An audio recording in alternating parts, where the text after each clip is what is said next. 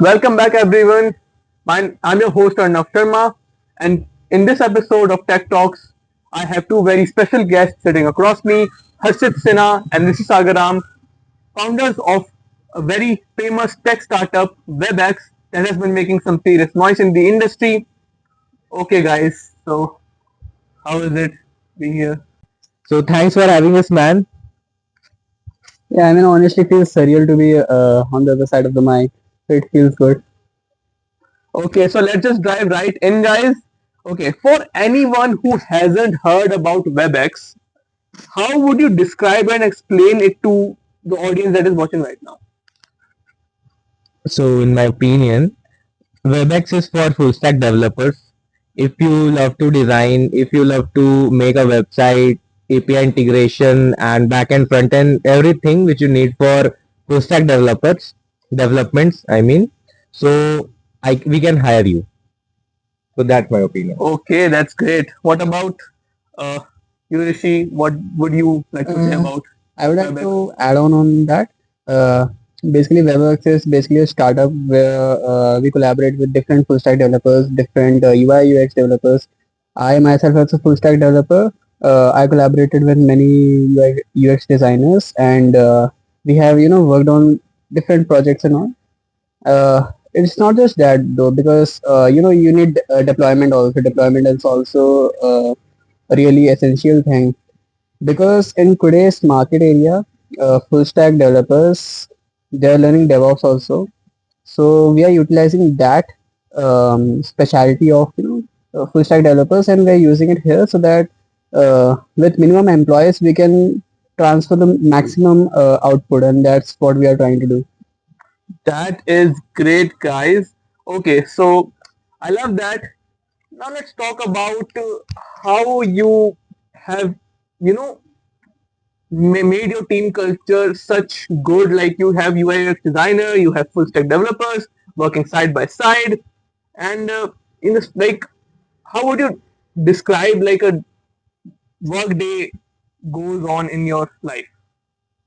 Uh, so you can answer it. So basically the first thing is a teamwork. We have to maintain the teamwork for any kind of work which we can do, like the part A is for UI UX designer, part B for API integration and anything, part C and D for front end and back end. So in our office we have made 4 different rooms for these things. So I'll get to the professional aspect of it. Basically, the methodology that we follow is agile. Okay, you might have heard of it. Yes, yes. So, what we do is that we follow the Scrum framework, and due to that, we have these 2 weeks of duration to complete any task. What happens is that UI UX designers they basically they prepare their design, and after that they submit it to the head of the department, like head of the UI UX department, and that head of the UI UX designer, like the that department, uh, they will host a meeting with the product manager, with other UI UX designers also, like the people who made it, and with full stack developers also. Because see, if you go with that aspect that my website should look very beautiful to other people, that will drain your memory, and you don't want to do that. You want your website to be both optimized and both beautiful, and for that to happen you need to talk to the full stack developers also, because they will, like the development team, they will give you the aspect of it. They will tell you that, okay, this animation right here or this effect right here, it's draining a lot of memory, we have to optimize this in such a way. So after this discussion only, the development team will work on it. So it's never like this that these UI UX designers they will create some design, and then development team will blindly follow it. It's never like that. Okay, smart. Okay, no, so now I have to ask you guys how this started. Like how this started. How did your partnership come about?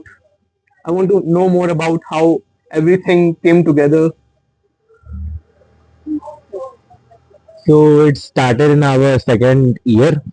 I got Rishi, my friend, in my batch, same batch. We have the same specialization, full stack. Our front end teacher taught us कि you have to make a website using as less resources you can use. So we think then the idea for the web apps. Then we have implemented that thing, and now we are with Rishi. Rishi can explain you further. Uh, so yeah, about how we started it. Basically, again, as Harshit said, we were friends in the same batch only, and our friend and professor, he was showing us multiple websites, and we wanted to make websites like that, and because there are so many websites, there are so many requirements, multiple websites, multiple things. We wanted to create a base for ourselves where we can work on those things by ourselves with limited resources, with limited workforce, and then we can submit the same output with that. So that's why we train our employees. We inspire all of them, and we support all of them. The work culture is good, and after that the exact idea of how we started it. It came from this part that one day I was working on my project. He is more into the business side of it, the business Okay, aspect of it, that's and great. I was more into the technical aspect of it. All right, all right. And I was like, okay, I have done the deployment. Now, how can I publish this to the market? And Okay. he has helped me with that. And because Hmm. of that, we thought that we would make a good team because, to be honest, he is into business, I am into development. That's great. So, because of that aspect, we tried to work on different things, and that's how WebEx started. So, it wasn't something that blew up. Okay, we did make a lot of mistakes, and we did, do so many things that I'm not really proud of. But Okay, yeah, okay. that's how we Why you started. don't? All right, guys. So I wanted to ask you, are you guys also into design, like UI, UX? Are you like into Figma, Frame, and whatever like the designers like to use? I'm not into design, but he's into the design. I'm in a marketing field. Okay, okay. So he's actually like he was before the CFO and also the CMO, but now he is just the CMO and founder as well as you can know. So that Yes. Yeah, I was also interested in UX part okay. because see, every developer when they are working on their personal project, what Yes. happens is that they need to look at some sort of design so that they can work on it. Without design, no developer can work on any of their project, and Yes. that is a fact. Because Yes. I remember back in those days, I was working on the portfolio website, and I didn't have a design idea, Yes. and I remember trying it like 2 to 3 times, and I was just trying to figure out that okay, what design will look good, what design will look good. But after that, I learned Figma. I made some sort of design. It wasn't good, but I used other components, I used other designs, and from that, I made my own design. And after that, we were able to make a really good portfolio. And from that, we got some sort of interest into UI UX also. So it's not that we don't have an interest, we do have interest. Okay, that's great. So I wanted to ask you both that like in this era right now, AI is replacing most front-end developers and designers. So, like, I wanted to ask you, like, so obviously, like, you guys also take help from AI. You have Mhm. some research scientists working with you. You have some data scientists working with you as well. So, like, I wanted to ask you, like, designers right now, artists right now are not feeling very good about AI taking over and companies preferring AI. But like I have noticed, especially with WebEx, that they have hired so many designers from Bangalore and they are working with them.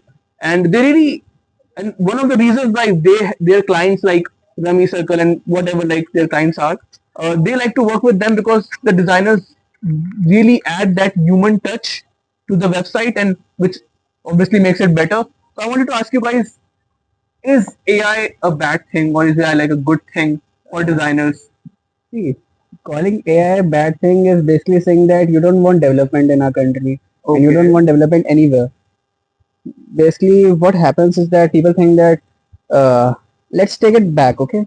Like Yes, yes. let's take it 10 to 20 years back or 30 years back when we had those old time cameras and when we had telephones, Yes.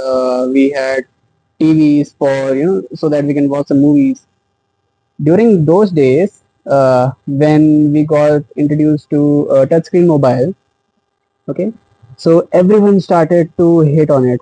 Everyone said that because now that we have this mobile phone, now that we have this smartphone, it is taking the job of cameras, it is taking the job of TV, Yeah. and it is taking multiple jobs. Now, did it take it? Of course not. No, no, no. We are still buying it. Yes. So AI is not there to replace you. AI is never there to replace you. AI is there to assist you. It is providing. It is basically fastening up your process. That's Who wants to right. write 1,000 lines of code every day? That's For right. simple tasks. If you know how to do it, then you can just use AI to work on that, and then you can work on something else. Or make So some changes. yeah, and make some changes. And talking about AI again, it can never make something like into creative fields. It can never recreate something like Interstellar or something like Obviously. Oppenheimer. Yes, that's right. AI will never do that. So human touch should be there. It's not there to replace you, but it is there to assist you.